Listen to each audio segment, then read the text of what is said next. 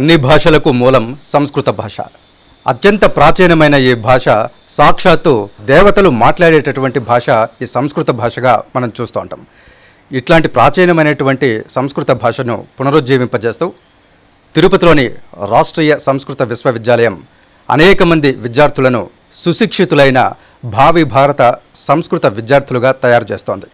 కేవలం సంస్కృత భాషనే కాదు, వారికి ఉత్తమ సంస్కారాన్ని కూడా నేర్పిస్తూ సమాజానికి అందిస్తోంది. తిరుపతిలోని రాష్ట్రీయ సంస్కృత విశ్వవిద్యాలయం వైస్ ఛాన్సలర్ మురళీధర శర్మ గారు ఇవాళ మనతో కూడా ఉన్నారు. వారిని పలకరించేటటువంటి ప్రయత్నం చేద్దాం. నమస్కారం. నమస్కారం అండి. రాష్ట్రీయ సంస్కృత విద్యాపీఠంగా తిరుపతి కానీ చుట్టుపక్కల పరిసర ప్రాంతాల వారికి ఎప్పటి నుంచో పరిచయం రాష్ట్రీయ సంస్కృత విద్యాపీఠం. ఈ మధ్యకాలంలో ఈ రాష్ట్రీయ సంస్కృత విద్యాపీఠం రాష్ట్రీయ సంస్కృత విశ్వవిద్యాలయంగా అవతరించింది, రూపాంతరం చెందింది. రాష్ట్రీయ సంస్కృత విద్యాపీఠానికి రాష్ట్రీయ సంస్కృత విశ్వవిద్యాలయంగా మారిన తరువాత ఏ విధమైనటువంటి మార్పులు చోటు చేసుకున్నాయో కాస్త తెలియజేస్తారా? తప్పకుండా అండి, చాలా సంతోషం.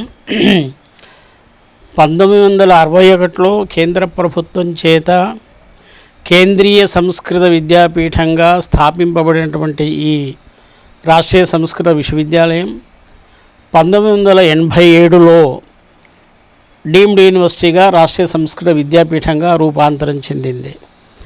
ఆ తర్వాత మొన్న ఏప్రిల్ 2020లో రాష్ట్రీయ సంస్కృత విశ్వవిద్యాలయం అంటే నేషనల్ సంస్కృత యూనివర్సిటీగా రూపాంతరం చెంది ఇప్పుడు దేశంలో ఉన్నటువంటి 17 సంస్కృత విశ్వవిద్యాలయాల్లో 3 కేంద్రీయ సంస్కృత విశ్వవిద్యాలయాల్లో చాలా అద్భుతమైనటువంటి పేరు, ప్రపంచ ప్రఖ్యాతి పొందినటువంటి కేంద్రీయ విశ్వవిద్యాలయంగా ఈ సంస్కృత విశ్వవిద్యాలయం రూపొందింది. ఇప్పుడు మీ అడిగిన ప్రశ్న ఏంటంటే, రాష్ట్రీయ సంస్కృత విద్యాపీఠం డీమ్డ్ యూనివర్సిటీగా ఉన్నప్పుడు తర్వాత రాష్ట్రీయ సంస్కృత విశ్వవిద్యాలయంగా పరిణతి చెందిన తర్వాత ఎలాంటి మార్పులు చేర్పులు జరిగాయి అని. చాలా మార్పులు చేశామండి. ఇటు భౌతికంగా కానీ ఇటు శిక్షణ పరంగా కానీ కేంద్రీయ విశ్వవిద్యాలయం అయిన తర్వాత గత సంవత్సరంగా ఎన్నో కార్యక్రమాలు మేము రూపొందించాము, చేస్తున్నాము. ఒకటి, భౌతిక పరంగా ఆలోచిస్తే మాకు 2 సంవత్సరాల క్రితమే ఎన్నో పోస్టులు యూజీసీ ద్వారా రావడం జరిగింది. వాటిని అన్నిటినీ కూడా ఫిలప్ చేశాం. అది ఒకటి చక్కటి మంచి వికాసమైనటువంటి కార్యక్రమం. రెండవ విషయం ఏంటంటే, మాకు హెఫా అనే స్కీమ్ ద్వారా కేంద్ర ప్రభుత్వం 58 కోట్లు ఇచ్చింది. దానితో మేము ఒక 500 విద్యార్థులకు ఉండడానికి అనువైనటువంటి ఒక చక్కటి వసతి గృహాన్ని మేము కట్టించాం. అలాగే క్లాస్ రూమ్ కాంప్లెక్స్ ఒక 34 రూములతో 5 హాళ్లతో చక్కటి క్లాస్ రూమ్ కాంప్లెక్స్ కూడా మేము నిర్మించాం. ఇది ఇప్పుడు ఒక గత 2 నెలల తర్వాత ఈ 2 కూడా మనం ఉపయోగిస్తాయి. అలాగే శైక్షణిక పరంగా చూస్తే ఇక్కడ విద్యార్థులు, చదువుకున్న విద్యార్థులు ఎంతో హర్షామోదాన్ని వ్యక్తం చేస్తున్నారు కేంద్రీయ సంస్కృత విశ్వవిద్యాలయం అయిన తర్వాత. ఎందువల్లంటే వారి సర్టిఫికేట్ కోసం మంచి రికగ్నిషన్ వస్తుంది. ప్రపంచవ్యాప్తంగా వారి సర్టిఫికేట్ కోసం గుర్తింపు రావడం అనేది వాళ్ళకి సంతోషానికి కారణం. అంతేకాదు మా దగ్గర పిహెచ్డి చేస్తున్నటువంటి 250 మంది విద్యార్థులు, వాళ్ళందరికీ కూడా స్కాలర్షిప్ పెరుగుతుంది. ఇప్పుడు 8,000 స్కాలర్షిప్ వాళ్ళకు రాబోతుంది కాబట్టి కూడా వాళ్ళు చాలా సంతోషంతో ఉన్నారు. ముందు నుంచి కూడా మా విశ్వవిద్యాలయం సంస్కృత బోధనలో ప్రపంచ ప్రఖ్యాతి పొందింది. ఇటు సంస్కృత భాషా బోధన కావచ్చు, ఇటు సంస్కృత శాస్త్ర బోధన కావచ్చు, సంస్కృతాన్ని టెక్నాలజీని రెండింటినీ కలిపి బోధించడం కావచ్చు, 14 శాస్త్రాలు బోధించడం కావచ్చు. ఈ బోధనలో మా సంస్కృత విశ్వవిద్యాలయం వ్యాప్తమైనటువంటి భారతదేశ వ్యాప్తమైనటువంటి 17 సంస్కృత విశ్వవిద్యాలయాల్లో మొట్టమొదట పేరెన్నికగన్న విశ్వవిద్యాలయంగా గుర్తింపు పొందింది. కాబట్టి ఇప్పుడు విశ్వవిద్యాలయం కేంద్రీయ విశ్వవిద్యాలయం అని రూపాంతరం చెందిన తర్వాత గత సంవత్సరం ఏప్రిల్ నుంచి కరోనా మహమ్మారిని తట్టుకుంటూ మేము హాస్టల్లో పిల్లలందరినీ పంపించి వేసిన తర్వాత శైక్షణిక కార్యక్రమాల్లో బోధన కార్యక్రమంలో ఎలాంటి మార్పులు చేర్పులు చేయకుండా రెగ్యులర్ టీచింగ్ బోధనా విధానంలో ఏ పద్ధతిని ఆశ్రయిస్తున్నామో అలాగే మా రెగ్యులర్ స్టూడెంట్స్కి అందరికీ కూడా ఆన్లైన్ బోధనా విధానాన్ని కొనసాగించాం. 2100 విద్యార్థులు మా దగ్గర హాస్టల్స్లో ఉంటూ చదువుకుంటున్నారు. ఇంకొక 1000 మంది డిస్టెన్స్ ఎడ్యుకేషన్ ద్వారా కూడా ఎన్నో రకాల విషయాలను చదువుతున్నారు. వాళ్ళందరికీ కూడా 2020 మార్చి నుంచి ఏప్రిల్ నుంచి మేము ఆన్లైన్ బోధనా కార్యక్రమాన్ని నిర్వహిస్తున్నాం.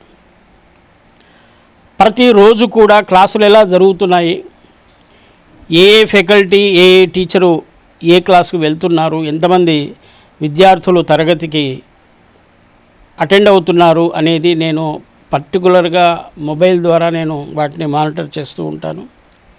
కాబట్టి 99% విద్యార్థులు ప్రతి క్లాసుకు తప్పకుండా అటెండ్ అవుతుంటారు. ఒకరిద్దరు ఇంటర్నెట్ ప్రాబ్లమ్స్తో కానీ ఇతర ఇబ్బందులతో కానీ అటెండ్ కాకుంటే వాళ్ళందరికీ మళ్ళీ స్పెషల్ క్లాసులు చెప్తూ వాళ్ళకి తిరిగి బోధన చేసే అవకాశం మేము కల్పించాం.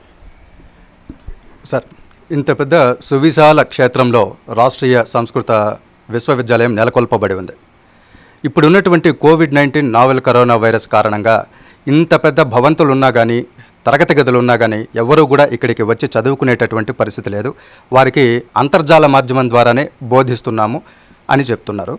యాజమాన్యపరంగా మీరు కూడా వారిని నిరంతరం ఏ విధంగా తరగతి జరుగుతోంది అని పర్యవేక్షిస్తూ ఉంటారు. అదేవిధంగా విద్యార్థులు ఈ అంతర్జాల తరగతుల పట్ల వారు సంతృప్తి వెలిబుచ్చుతున్నారా? ఏ విధంగా ఉంది వాళ్ళ యొక్క తల్లిదండ్రుల అభిప్రాయం? అది కాస్త వివరించగలుగుతారా? ఇక్కడ 2 విషయాలు మనం గమనించాలి. ఒకటి, ఈ కోవిడ్ మహమ్మారి వ్యాపించిన తర్వాత గత సంవత్సరం మార్చి నుంచి కూడా మేము ఆన్లైన్ కార్యక్రమాలు బోధన కార్యక్రమాలు మా విద్యార్థులందరికీ కూడా కొనసాగిస్తున్నాం. అది నేను చెప్పాను. రెండో విషయం ఏంటంటే, ఇదే కాకుండా మా విశ్వవిద్యాలయంలో ఏదైతే ఫ్యాకల్టీ ఉందో వాళ్ళు భాషాపరంగా కానీ శాస్త్రపరంగా కానీ చాలా చక్కటి విద్వాంసులు. కాబట్టి వాళ్ళ నైపుణ్యాన్ని వాళ్ళ పాండిత్యాన్ని ఉపయోగిస్తూ మేము ప్రపంచంలో 15 దేశాలలో ఉన్నటువంటి 4200 మంది విద్యార్థులకు ఆన్లైన్ శిక్షణా తరగతులను మేము నిర్వహిస్తున్నాం. దీంట్లో ఉదాహరణకి yoga, stress management, research methodology, Sanskrit education, వాస్తు, జ్యోతిషము, పౌరోహిత్యము లాంటి అనేక రకాలైనటువంటి అనేక విషయాలతో కూడుకున్నటువంటి డిప్లొమా కోర్సులను అలాగే సర్టిఫికేట్ కోర్సులు నిర్వహిస్తున్నాం. ఇంతేకాకుండా సంగీతంలో, యోగాల్లో మేము కోర్సులు నిర్వహిస్తున్నాం. కాబట్టి ఈ బాహ్య విద్యార్థులు ఎవరైతే ఉన్నారో 4200 మంది విద్యార్థులు ఈ సంవత్సరం ఈ నెల వరకు చదువుకున్న విద్యార్థులందరూ కూడా అద్భుతమైనటువంటి ఫీడ్బ్యాక్ను, వాళ్ళ సంతోషాన్ని వాళ్ళు మాకు ఈమెయిల్స్ ద్వారా తెలుపుతున్నారు. ఇంకో విషయం సార్, ఈ కరోనా వైరస్ రకరకాలుగా రూపాంతరం చెంది ప్రజలందరినీ కూడా భయపెడుతున్నటువంటి పరిస్థితి. ఈ కోవిడ్ కారణంగా అంతర్జాల మాధ్యమంలో చదువుకుంటున్నటువంటి పిల్లలు ఎవరైనా నేరుగా వెళ్ళి చదువుకోలేకపోతున్నామే అనేటటువంటి బాధతో ఈ కోవిడ్ క్రమంలో విద్యార్థుల సంఖ్య ఏమైనా తగ్గిందా?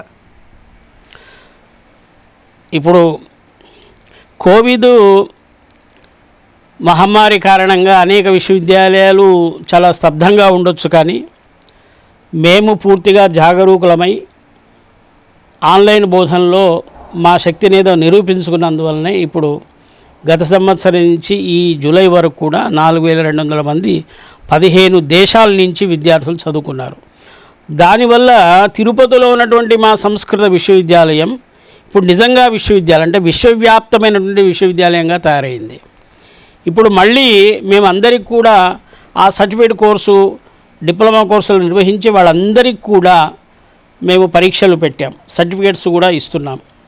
వాళ్ళు మళ్ళీ ఎప్పుడు మీ ఇలాంటి కోర్సులు పెడతారా, ఇంకా రకరకాల కొత్త కోర్సులు ఇప్పుడు ప్రారంభిస్తారా, మీ అద్భుతమైనటువంటి టెక్నాలజీ పరంగా కావచ్చు, లేకుంటే బోధనా పరంగా కావచ్చు, శిక్షణ పద్ధతి పరంగా కావచ్చు మీ కోర్సులు చాలా బాగున్నాయి కాబట్టి మీ దగ్గర మేము నేర్చుకుంటాము అని వాళ్ళు ఈమెయిల్స్ ద్వారా ఫీడ్బ్యాక్స్ పంపిస్తున్నారు. వారు పంపినటువంటి ఫీడ్బ్యాక్స్ను ఆధారంగా చేసుకొని ఇంకా ప్రోత్సాహం చెంది మేము ఇంకా రకరకాల కోర్సులు మళ్ళీ మేము విజ్ఞాపన చేశాం, అడ్వర్టైజ్ చేశాం. ఇప్పటిదాకా ఈరోజు దాకా 750 మంది విద్యార్థులు 15 దేశాల నుంచి అప్లై చేశారు. ఈ కోర్సును కొనసాగిస్తాం.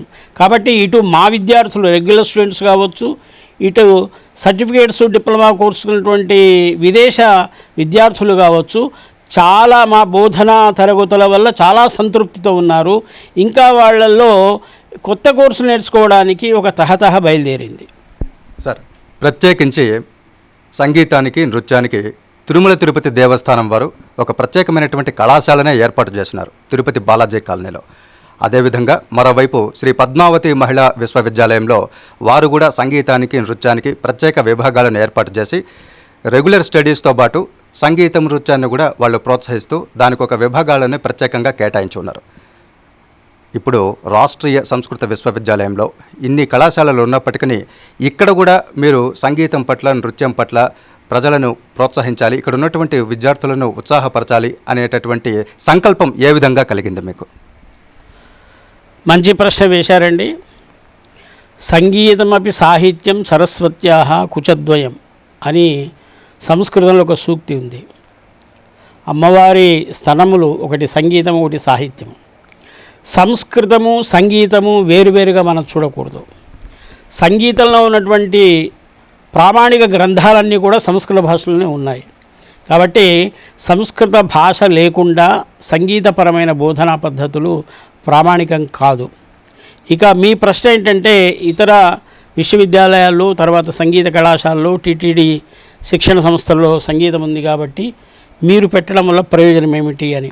కానీ మా దగ్గర 25 స్టేట్స్ నుంచి, 25 రాష్ట్రాల నుంచి మా విద్యార్థులు ఇక్కడ చదువుతున్నారు. వాళ్ళందరూ కూడా సంస్కృతం నేర్చుకుందాం అనుకుంటున్నారు. వాళ్ళకి సరైనటువంటి సమయం అంటే మేము 5:30 దాకా ఇక్కడ ఇతర శాస్త్రాలు, సంస్కృతాన్ని బోధించినప్పుడు వాళ్ళు ఆయా విశ్వవిద్యాలయాల్లో వెళ్ళి సంగీతాన్ని అభ్యసించే సమయం వాళ్లకు వీలు ఉండదు. కాబట్టి మేము మా దగ్గర మా పిల్లలకు సంగీతాన్ని నేర్పించాలనే ఉద్దేశం చేత గత సంవత్సరం ఓరల్ అంటే వోకల్ కర్ణాటక మ్యూజిక్, అలాగే సితారు, అలాగే భరతనాట్యం, ఈ మూడు సంగీతపరమైనటువంటి విద్యలు నేర్పడానికి మేము ప్రారంభించాం. ఇక మీదట మేము ఆన్లైన్లో కూడా ఈ 3 సంగీత కార్యక్రమాలని బోధన చేయడానికి మేము నడుం కట్టాం. మా దగ్గర ఇప్పుడు ఈ స్టూడియోస్, వర్చువల్ క్లాస్ రూమ్స్ ఇవన్నీ ప్రారంభిస్తున్నాం. కాబట్టి మా సంగీతంలో ఇంచుమించు 7 దేశాల నుంచి విద్యార్థులు సితారా నేర్చుకుంటున్నారు. ఇప్పుడు ఈసారి మేము భరతనాట్యం మేము ప్రారంభిస్తున్నాం. అలాగే కర్ణాటక మ్యూజిక్లో కూడా 13 దేశాల నుంచి విద్యార్థులు ఉన్నారు. ప్రత్యేకించి ఇక్కడ రెగ్యులర్ కోర్సులు చదివేవారైతే ఇక్కడ ప్రవేశపెట్టినటువంటి విద్యా విధానం ద్వారా వారు శిక్షణను అందుకుంటూ ఉంటారు, అదేవిధంగా విద్యను బోధిస్తూ ఉంటారు. తిరుపతి స్థానికులు, చుట్టుపక్కల ఉన్నటువంటి ప్రజలకు కూడా సంస్కృతం నేర్చుకోవాలని, అలాగే ఈ సాహిత్యము, సంగీతం పరంగా, నాట్యం పరంగా నేర్చుకోవాలనేటటువంటి అభిరుచి చాలామందికి ఉంటుంది. అటువంటి వారికి ఏ విధమైనటువంటి ప్రోత్సాహాన్ని అందిస్తున్నారు? ముఖ్యంగా మా విశ్వవిద్యాలయం తిరుపతిలో ఉన్నటువంటి, తిరుపతి చుట్టుపక్కల ఉన్నటువంటి గ్రామాల్లో సంస్కృతం గురించి, యోగా గురించి చక్కటి అవేర్నెస్ ప్రోగ్రామ్స్ నిర్వహించాం. కరోనా కంటే ముందు మేము 2017లో బాలకేంద్రాన్ని స్థాపించాం. దాంట్లో మా క్యాంపస్లోనే ఒక కేంద్రాన్ని మేము 30 మంది విద్యార్థుల్లో హిందూ సంస్కృతి, మానవీయ విలువల్ని పెంపొందించడానికి సంస్కృతాన్ని మాధ్యమంగా చేసుకొని బాలకేంద్రాన్ని ప్రారంభించాం. కరోనా కంటే ముందు మేము తిరుపతిలో 63 బాలకేంద్రాలు నిర్వహిస్తున్నాం. మా విద్యార్థులే వెళ్ళి అక్కడ సైకిల్ తీసుకొని వెళ్ళి వాళ్ళందరూ కూడా ప్రతి 7 రోజుల్లో ఒక రోజు శనివారము, ఆదివారము వారి సమయాన్ని బట్టి వారి స్కూల్స్లోకి వెళ్ళి మా విద్యార్థులు సంస్కృతాన్ని బోధిస్తున్నారు. దానివల్ల వాళ్ళ తెలుగు, వాళ్ళ ఇంగ్లీషు, వాళ్ళ కమ్యూనికేటివ్ లాంగ్వేజెస్, ఇది కూడా చాలా అద్భుతంగా వికసించింది, అభివృద్ధి చెందిందని వాళ్ళందరూ చెప్తున్నారు. అలాగే సంస్కృతాన్ని నేర్పడమే కాకుండా హిందూ సంస్కృతిని మానవీయ విలువల్ని పిల్లల్లో పెంపొందించడమే కాకుండా మేము మా యోగా డిపార్ట్మెంట్ ద్వారా 6 గ్రామాల్ని దత్తతగా తీసుకొని మేము 6 గ్రామాల్లో యోగా ద్వారా యోగా అండ్ హెల్త్ మేనేజ్మెంట్ అనే yoga and stress management yoga ద్వారా మన రోగాల్ని ఎలా మనం నివారణ చేసుకోవచ్చు అనేది కూడా మేము అవేర్నెస్ ప్రోగ్రామ్స్ నిర్వహిస్తున్నాం. అలాగే ఎస్విబిసి ఛానల్లో సంస్కృతం నేర్చుకుందాము అని 4 సార్లు సంస్కృతం పాఠాలు నేర్పించడం ద్వారా కూడా తిరుపతిలో ఉన్న విద్యార్థులు మా దగ్గర నేర్చుకోవడానికి రావడం, దీనివల్ల ఎక్కువ ప్రచారం విశ్వవిద్యాలయానికి జరగడం, అలాగే ఇంచుమించు 200 మంది స్థానికులైన విద్యార్థులు మా తరగతులలో చేరడం, వారందరూ చక్కగా సంస్కృతాన్ని శాస్త్రాన్ని అభ్యసించడం జరుగుతుంది. ఇది యోగము, ఇటు సంస్కృతము, ఇటు సంగీతం 3 కూడా మా విశ్వవిద్యాలయాన్ని ద్వారా సమాజానికి ఇచ్చే కానుకలు. ప్రత్యేకించి ఇక్కడ రెగ్యులర్ క్లాసెస్ చదివే విద్యార్థుల దగ్గర నుంచి తిరుపతి చుట్టుపక్కల పరిసర ప్రాంత ప్రజలకు కూడా ఆసక్తి గల వారికి మీరు సంస్కృతము కళల పట్ల ప్రోత్సహిస్తున్నారు. ఇలాగే దేశ విదేశాల్లో ఉండేటటువంటి సంస్కృతాభిమానులకు కళాభిమానులకు మీరు ఏ విధమైనటువంటి ప్రోత్సాహాన్ని అందిస్తున్నారు? వారికి ఏ విధంగా ఉంటాయి? ఇక్కడ శిక్షణ ఏమైనా ఉందా? ఆన్లైన్లో ఏమైనా వారికి పాఠాలు చెప్పే అవకాశాలు ఉన్నాయి? తప్పకుండానండి. ఇప్పుడు ఈ సంవత్సరం ఇంతకుముందు నేను చెప్పినట్టు ఆన్లైన్ ద్వారా సమాజానికి అవసరమైనటువంటి శాస్త్రాలని విషయాన్ని బోధించడం అనేది మేము ఒక ఉద్దేశంగా పెట్టుకున్నాం. కాబట్టి గత సంవత్సరం నుంచి జ్యోతిషం, వాస్తు అనే ఒక విషయాన్ని, యోగా విషయాన్ని, సంగీతాన్ని కూడా మేము సమాజానికి అవసరమనే ఉద్దేశం చేత ప్రారంభించాం. జ్యోతిషం, వాస్తు అనేది అందరికీ అప్పుడు అవసరం. కాబట్టి మేము సంస్కృతంలోనే కాకుండా ఇటు ఇంగ్లీష్లో, హిందీలో కూడా బోధిస్తున్నాం. ఇది చాలా సమాజానికి ఉపయోగిస్తుంది. ఇంతేకాదు మేము ఒక కన్సల్టెన్సీ కూడా ఇప్పుడు ప్రారంభించబోతున్నాం ఈ సంవత్సరం. అంటే సమాజంలో, దేశంలో ఎవరైనా కావచ్చు, జ్యోతిషానికి సంబంధించినటువంటి ప్రశ్నలు, వాళ్ళ గ్రహాలు, వాళ్ళ జాతక కుండలి లాంటివి సంబంధించిన ప్రశ్నలు కావచ్చు, ఏమైనా తెలుసుకోవాలంటే మాతో కన్సల్ట్ అయ్యి వాళ్ళు కన్సల్టెన్సీ తీసుకోవచ్చు. అలాగే వాస్తుపరంగా కూడా, అంటే ఇంటిలో మార్పులు, ఇల్లు కట్టుకోవడం లాంటి విషయాల్లో కూడా వాళ్ళు మా దగ్గర కన్సల్టెన్సీ తీసుకోవచ్చు. అది మేము ఇప్పుడు ఈ సంవత్సరం ప్రారంభిస్తున్నాం. అలాగే యోగా స్ట్రెస్ మేనేజ్మెంట్, కరోనాలో ఇమ్యూనిటీ సరిగ్గా లేకపోతే కరోనా అటాక్ చేస్తుందని మనకు తెలుసు. కాబట్టి యోగా ద్వారా రెస్పిరేటరీ సిస్టమ్ డెవలప్ చేస్తూ కరోనాను ఎలా ఎదుర్కోవాలి అనే ఉద్దేశం చేత కరోనాను నివారించడానికే స్పెషల్గా కొత్త ప్యాకేజ్ మేము నిర్మించి యోగా ద్వారా ఎంతోమంది కరోనా బాధితులకు, కరోనా రోగులకు మేము చికిత్సను అందించాం. ఇలాగే సంగీతం ద్వారా ఎవరైతే సంగీతాన్ని నేర్చుకోదలుచుకున్నారో వాళ్ళకు కూడా మేము తప్పకుండా సంగీతాన్ని నేర్పిస్తాం. కాబట్టి సమాజం యొక్క అవసరాలను దృష్టిలో పెట్టుకొని వారికి అవసరమైనటువంటి విషయాలు బోధించడం అనేది ఒక ముఖ్య ఉద్దేశంగా మా విశ్వవిద్యాలయం ముందుకు నడుస్తుంది. ఈ మధ్య మనం చూస్తున్నటువంటి అంశం న్యూ ఎడ్యుకేషన్ పాలసీ. ఈ న్యూ ఎడ్యుకేషన్ పాలసీ అంటే ఏంటి? ఈ న్యూ ఎడ్యుకేషన్ పాలసీ మన సంస్కృత విశ్వవిద్యాలయంలో ఏ విధంగా అమలవుతోంది? న్యూ ఎడ్యుకేషన్ పాలసీ గత సంవత్సరం ఆగస్టులో వచ్చింది. ఇది కేంద్ర ప్రభుత్వం చేత ఇది అమలు చేయాలని అన్ని ఆదేశాలు కూడా మనందరికీ వచ్చాయి. ఈ నేషనల్ ఎడ్యుకేషన్ పాలసీ అనేది మన విద్యా వ్యవస్థను సమగ్రంగా నిరూపించడానికి ఏర్పడినటువంటి ఒక అద్భుతమైనటువంటి వ్యవస్థ. కాబట్టి ఈ నేషనల్ ఎడ్యుకేషన్ పాలసీని ఇంప్లిమెంట్ చేయడం ప్రతి విశ్వవిద్యాలయం యొక్క బాధ్యతగా కేంద్ర ప్రభుత్వం గుర్తించి ఈ డాక్యుమెంట్ నిరూపించింది. దీంట్లో నేషనల్ ఎడ్యుకేషన్ పాలసీలో ముఖ్యంగా భాషాపరంగా ఆలోచిస్తే భాషలకు, కళలకు, విలువలకు, ముఖ్యంగా సంస్కృత భాషకు ఎంతో ప్రాధాన్యాన్ని ఇక్కడ కల్పించారు. కాబట్టి సంస్కృత విశ్వవిద్యాలయాలు భాషాపరంగా ఎదగాలంటే ఒక సంస్కృతమే కాకుండా కళలను, తర్వాత మూల్యపరమైనటువంటి విద్యాబోధన, అంటే విలువలను బోధించే విద్యాబోధన, వాల్యూస్ను ఓరియంటేషన్గా తీసుకుంటూ విద్యాబోధన జరపవలసిన ఆవశ్యకత ఉంది.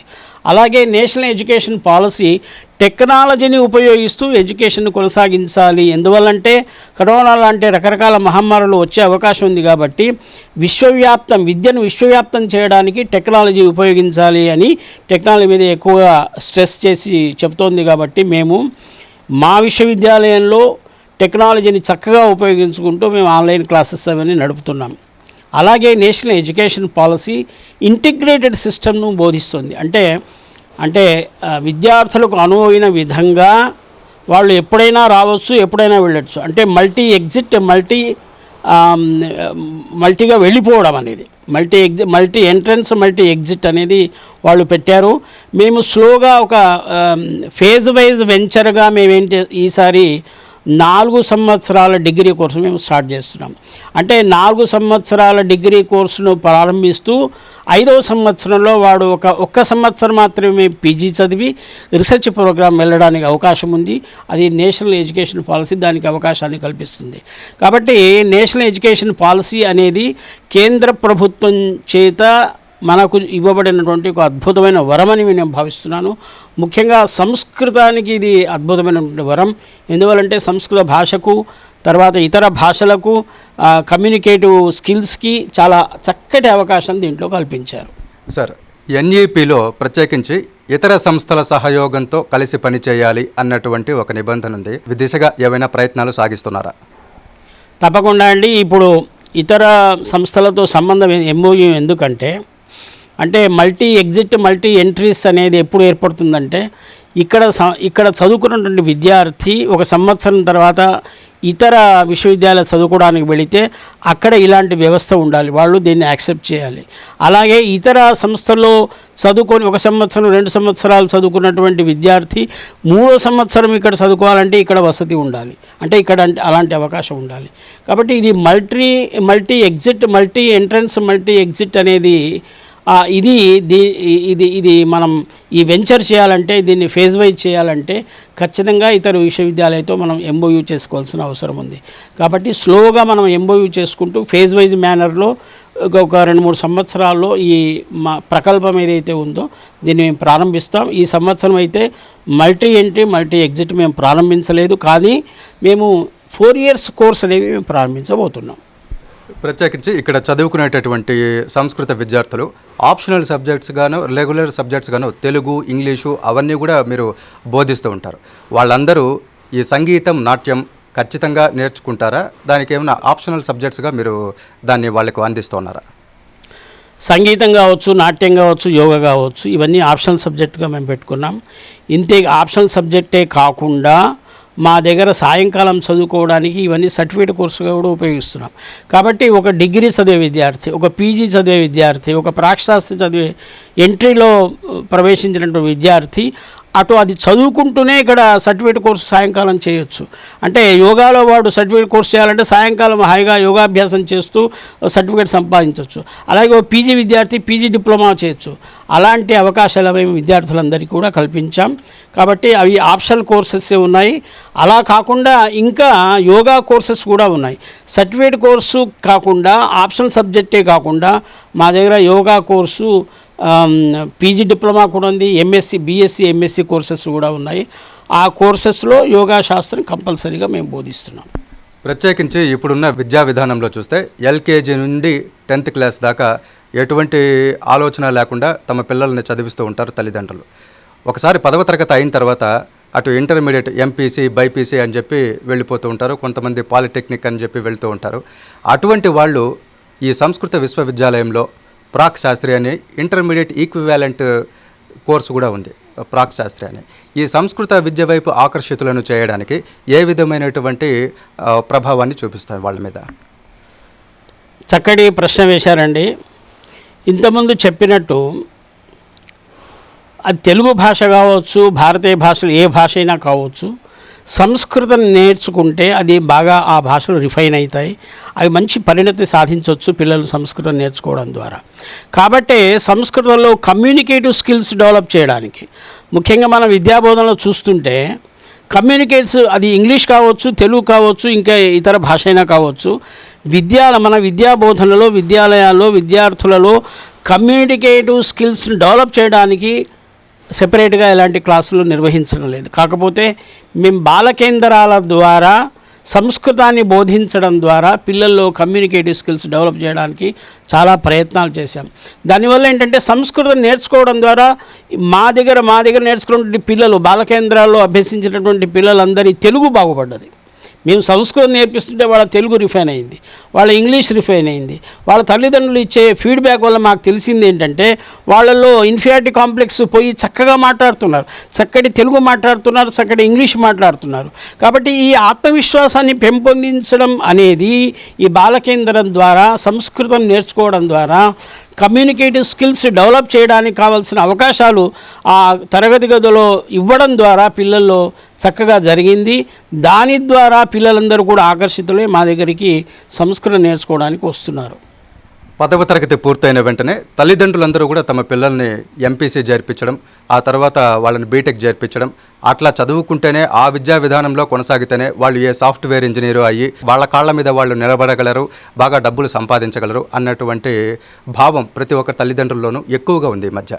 అదే సంస్కృతం చదువుకుంటే సరైనటువంటి ఉద్యోగాల అవకాశాలు ఉండవు అని కూడా వాళ్ళు అనుకునేటటువంటి అవకాశాలు ఉన్నాయి, అక్కడక్కడ వినిపిస్తూ ఉంటుంది. సంస్కృత విద్య నేర్చుకున్న వారికి ఏ విధమైనటువంటి ఉపాధి ఉద్యోగ అవకాశాలు ఉంటాయి? ఇప్పుడు మీరు అడిగిన ప్రశ్నకు 2 పార్శ్వాలు ఉన్నాయండి. ఒకటి, వాడు మ్యాథమెటిక్స్ బీఎస్సీ చేయని, బీటెక్ చేయని, ఇటు సంస్కృతంలో పీజీ చేయని, ఉద్యోగ అవకాశాలు ఇద్దరికి సమానంగా ఉన్నాయని నేను భావిస్తున్నాను. ముఖ్యంగా సంస్కృతం నేర్చుకుంటే ఉద్యోగ అవకాశాలు ఎక్కువగా ఉన్నాయని నేను భావిస్తున్నాను. ఎందువల్లంటే సంస్కృతం నేర్చుకుంటే ఉద్యోగ అవకాశాలు ఎలా ఎక్కువగా ఉన్నాయంటే, సంస్కృతంలో వ్యాకరణం నేర్చుకుంటే చక్కటి అనువాదకుడుగా వాడు పనిచేయచ్చు. ఇప్పుడు పార్లమెంట్లో చూడండి, ఇంగ్లీష్ నుంచి హిందీలో అనువదించాలంటే సంస్కృతం వచ్చి ఉండాలి. సంస్కృతం రానివాడు ఇంగ్లీష్ నుంచి హిందీలో అనువదించడం చాలా కష్టమవుతుంది. అలాగే ఒక అనువాదకుడిగా, ఒక పురాణ ప్రవర్తగా, ఒక జ్యోతిష్కునిగా, ఒక వాస్తుశాస్త్రజ్ఞునిగా, ఒక యోగా ట్యూటర్గా ఎన్నో విధాలుగా సంస్కృతజ్ఞుడు ఈ 2-3 స్కిల్స్ని డెవలప్ చేసుకోవడం ద్వారా చక్కటి ఉద్యోగ అవకాశాలు పొందే అవకాశం ఉంది. రెండవది, బీటెక్ చేసినంత మాత్రాన, బీకామ్ చేసినంత మాత్రాన వాళ్ళందరికీ ఉద్యోగాలు దొరుకుతున్నాయని నేను భావించడం లేదు. మూడో విషయం ఏంటంటే, ఉద్యోగ అవకాశాల్లో ఇద్దరికీ సమానమైనటువంటి అవకాశాలు ఉన్నాయి. సంస్కృత రంగంలో ఎక్కువ అవకాశాలు, టీచర్గా వెళ్ళొచ్చు, ట్యూటర్గా వెళ్ళొచ్చు, ప్రైవేట్ క్లాసెస్ నేర్పుకోవచ్చు. ఇలా చాలామంది ప్రైవేట్ క్లాసుల ద్వారా ఎంతోమంది ఆర్జిస్తున్నారు. మా దగ్గరే నేర్చుకున్నటువంటి యోగా టీచర్స్ ఇంచుమించు తిరుపతిలో 30 కేంద్రాలు నడిపిస్తున్నారు. కాబట్టి నెలకు ఇంచుమించు 50,000 దాకా వాళ్ళు సంపాదిస్తున్నారు. అంతేకాదు, మా దగ్గర కేవలం సంస్కృతమే నేర్పడం లేదు, బీఎస్సీ మ్యాథమెటిక్స్ ఉంది, బీఎస్సీ యోగా ఉంది, ఎంఎస్సీ యోగా ఉంది, వెబ్ టెక్నాలజీలో మేము కోర్సెస్ నడిపిస్తున్నాం. కాబట్టి బ్లెండెడ్ అద్భుతమైనటువంటి సంస్కృతాన్ని ఇటు టెక్నాలజీని బ్లెండ్ చేసి చక్కగా బ్లెండ్ చేసి నేర్పే విద్యా విధానం ద్వారా పిల్లలు ఇతర రంగాల్లో కంటే ఎక్కువ ఉద్యోగ అవకాశాలు పొందే అవకాశం ఉంది అని నేను గాఢంగా భావిస్తున్నాను. Thank you sir. అత్యంత ప్రాచీన భాష అయిన సంస్కృతాన్ని మరింత పునరుజ్జీవింపజేస్తూ రాష్ట్రీయ సంస్కృత విశ్వవిద్యాలయంలో vice chancellor doctor Muralidhara Sharma గారు అనేక విధాలుగా కృషి చేస్తున్నారు. నూతనంగా భవన నిర్మాణాలు కూడా చేపట్టి తరగతి గదులను మరింత విశాలంగా విద్యార్థులకు అందిస్తున్నారు. మరోవైపు ఇప్పుడు నడుస్తున్నటువంటి కోవిడ్ తరుణంలో అంతర్జాల మాధ్యమంలో పాఠాలు కూడా చెప్తూ వారిని మరింత ప్రోత్సహిస్తున్నటువంటి పరిస్థితి. తిరుపతి చుట్టుపక్కల ప్రజలు ఎవరైతే సంస్కృతం మీద ఆసక్తి ఉందో, సంగీతము, నాట్యం పట్ల ఆసక్తి ఉందో వారందరికీ కూడా సాయంత్రం పూట తరగతులు నిర్వహిస్తూ వారికి అందరికీ కూడా ఇటువంటి కళలు నేర్చుకునేదానికి అవకాశం కల్పిస్తున్నారు. ఇంత మాత్రమే కాకుండా యోగాలో కూడా కొన్ని ప్రాంతాలను దత్తత తీసుకుని అక్కడి వారికి కూడా యోగా నేర్పిస్తున్నటువంటి పరిస్థితి కూడా ఇవాళ మనకు కనిపిస్తోంది. మరోవైపు అంతర్జాల మాధ్యమం ద్వారా దేశ విదేశాల్లో ఉన్నటువంటి సంస్కృత ప్రియులకు వారందరికీ కూడా తమ యొక్క విద్యను అందిస్తూ సంస్కృతాన్ని అభివృద్ధి చేస్తున్నారు రాష్ట్రీయ సంస్కృత విశ్వవిద్యాలయం వైస్ ఛాన్సలర్ మురళీధర శర్మ గారు. ఇది ఇవాల్టి సిటీ ఫోకస్. రేపు మరో అంశంపై మళ్ళీ కలుద్దాం.